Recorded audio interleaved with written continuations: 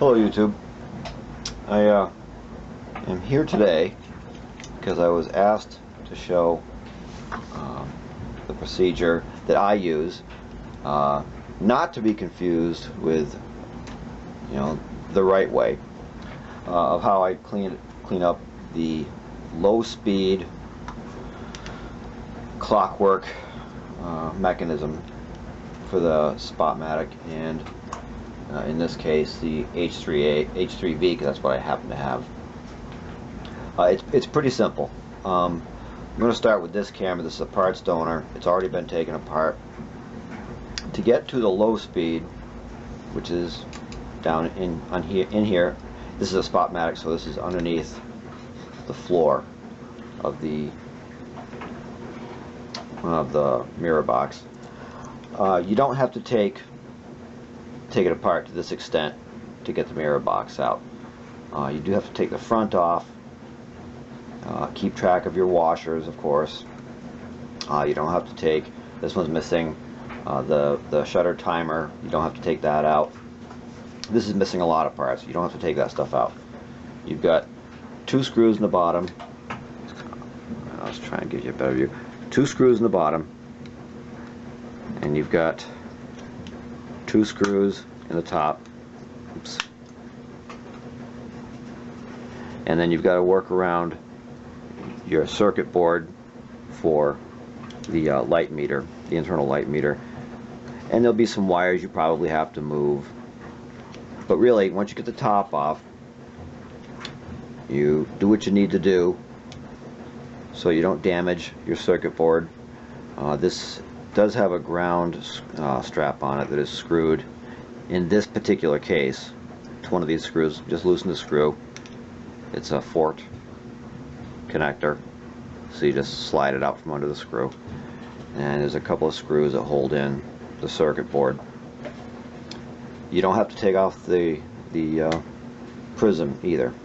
You get the 4 screws that hold it in. You move the wires gently. Take lots and lots of high resolution pictures. Okay.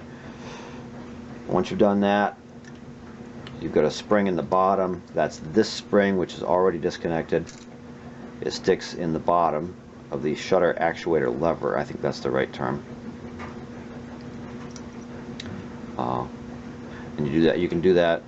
You can kind of bend it out if you want to, but it's probably a better practice to loosen up this screw or take the screw out, so you can take the spring out without bending it. Having done all that, your mirror box will lift out. Well, there's one thing you do have to be careful of. This is connected to your shutter release, and it's got, I don't know what it's got a lever here that has to work very closely with all the stuff that makes your mirror work. So you want to note the position that's in, because every model seems to be just a little bit different. Little tweaks and stuff along the production year. So take lots of good pictures of this so you know where this here goes. Okay? Alright, so having done all that, you can, with a little bit of wiggling and a little bit of gentle tugging, your mirror box will come out like that in one piece. Again, take lots of pictures, make sure you know where this stuff goes. Try not to flex these wires any more than absolutely necessary, because they will break off. Having done that, in the Spotmatic, that completely exposes your low speed shutter control mechanism thingamajig. Generally they're held in by 2 screws. This has already got 1 missing. That one, where's my pointer? Do I know where my pointer is? I don't. Yes, I do. We've got a screw, in this case, a screw right here underneath your tripod mount, and that comes out. Is usually just screwed in, and there's one right there. So we're going to take that out over a safe area. Now, if this were actually installed, there would be, well, let's take it out. So there it is. That's your low speed timer.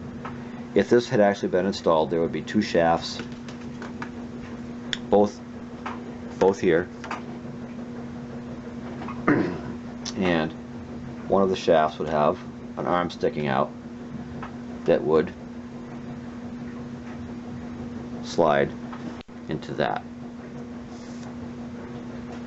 and that's what's going to do the work on your low speed.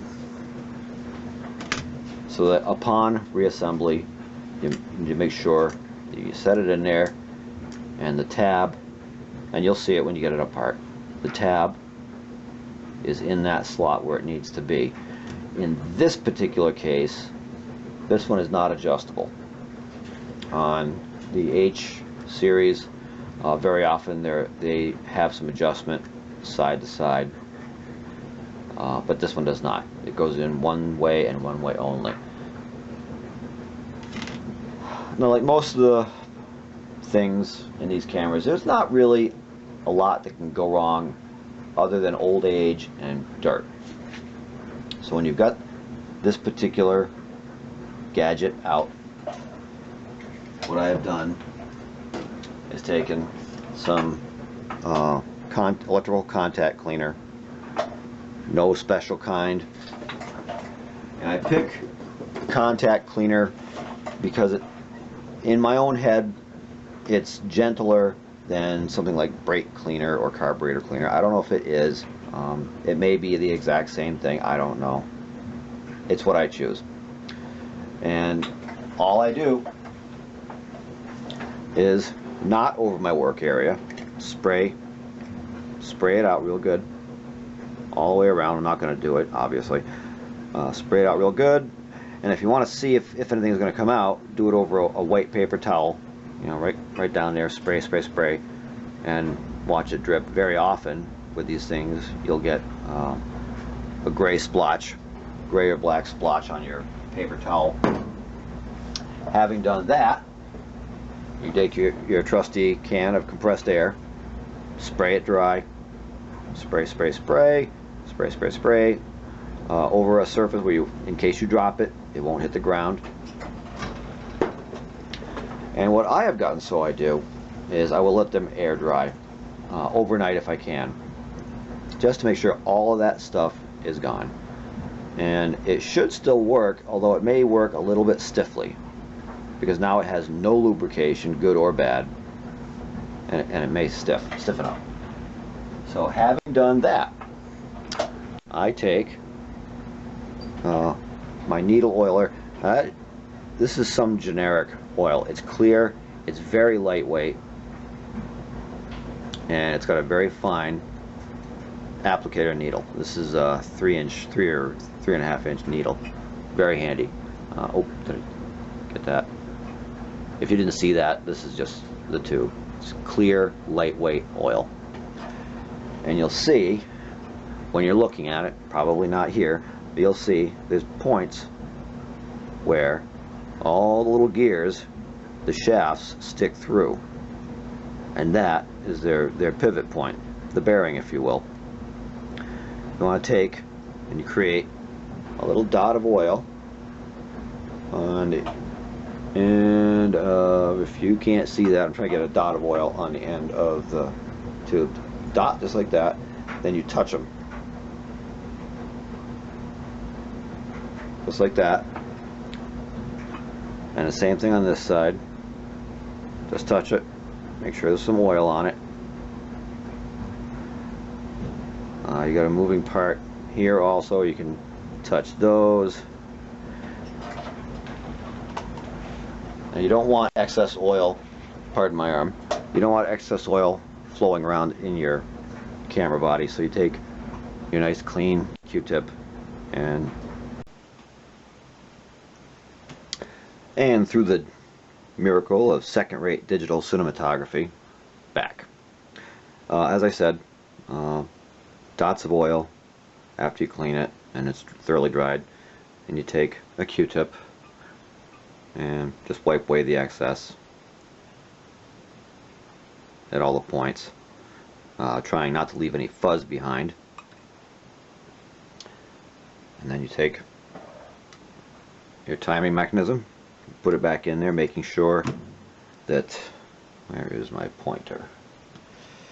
I don't know where my pointer is. Whatever. This little fork right here has to engage with that pin right there. So you're putting it together like that. So that fork goes over the pin. On this rod, there's actually supposed to be 2. And then you put your screws back in the bottom, here and here. And there's no adjustment, so it only goes in one way. So for that one, that is really all there is to it.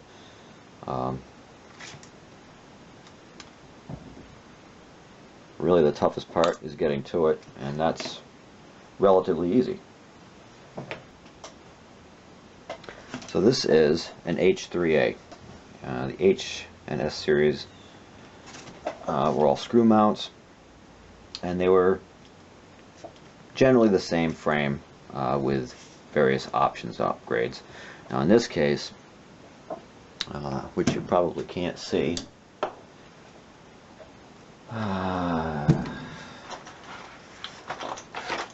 hold phone, use a pencil. Down inside here, that's the timer box right there. It is not, it's not hidden by the floor of the mirror box, as in the newer models. So, I don't know about the wisdom of doing this without taking the mirror box out, but I have done it, and I've had good success. Again, it's held in by 2 screws. One is here, if you can see that. Take that out. Take this one out. You may have just heard it fall. And there it is. This particular style has a cover. You can take the cover off by removing those 2 screws. And that cover just comes off. And there is your mechanism. And you can see this one actually works pretty good. But to clean it is the exact same process. As I said, I use electrical contact cleaner. I spray it off real good. I air dry it real good with the compressed air. And then I leave it sitting for a bit so it can thoroughly dry, and then I take, again, my needle point oiler with super light clear oil, and put dots on all the pivot points, top and bottom, and really it's not any more complicated than that. As long as the thing works, which this one does, it's a matter of reassembly, which, depending on how well I do, I may or may not put into the video.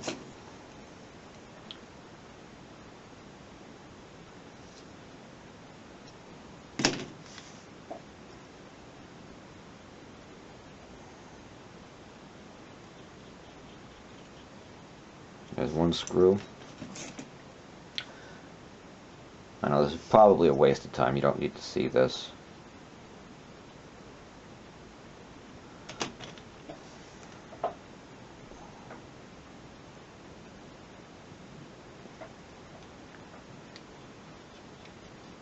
There's a second screw, and you can put it back inside, and again, there is, damn, I can't get you enough light. There is a point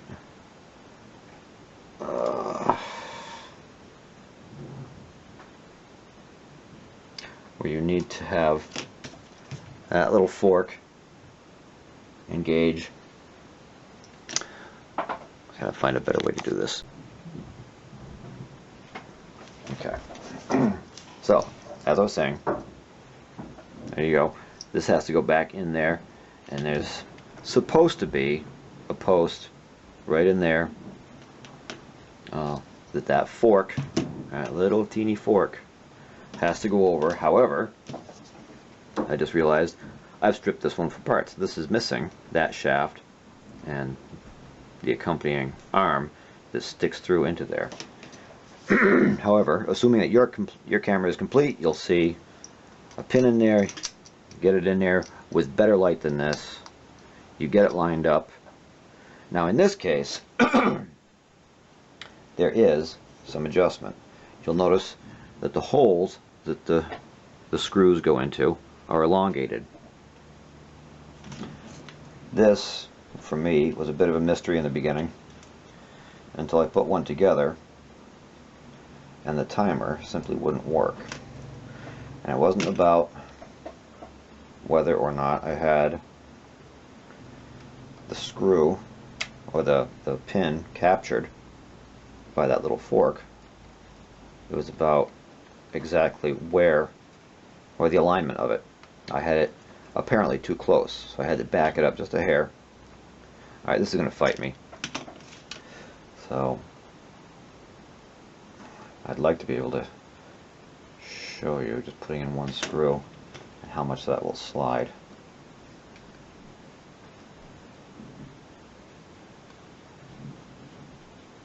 Got it. Now if you can see this, loosen it just a little bit. If you can see this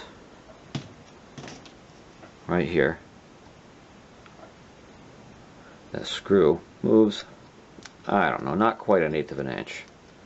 It's got a little bit of motion there. There's probably something written somewhere about exactly how to adjust that. I don't know where it is, and I've never read it. I just adjusted it until it appeared to work properly. Now it's probably not the right way. However, it has worked well for me on 2 or 3 of these cameras that I've done.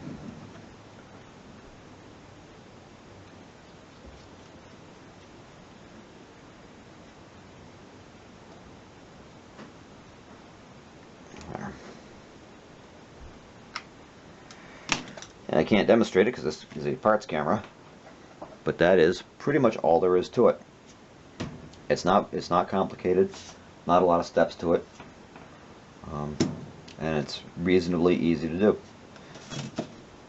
So with that in mind, until next time, good luck.